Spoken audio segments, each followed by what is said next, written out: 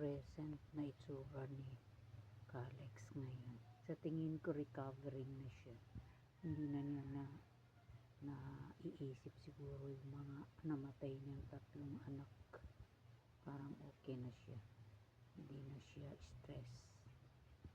Nandito sila sa labas kasi naiinitan.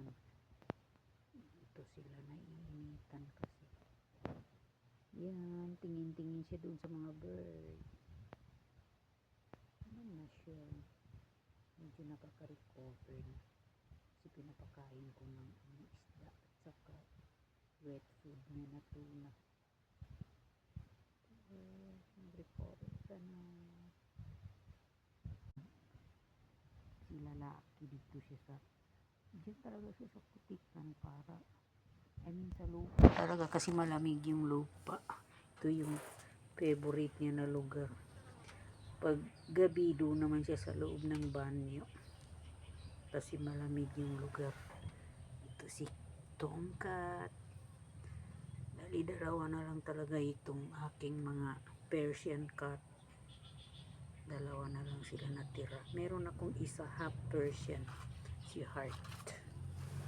Yan, nagtago-tago na si Heart.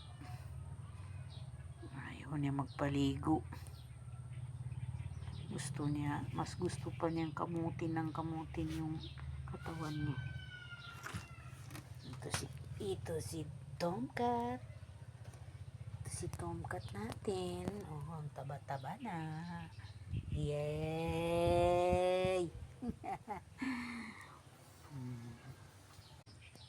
Kalex. Kalex.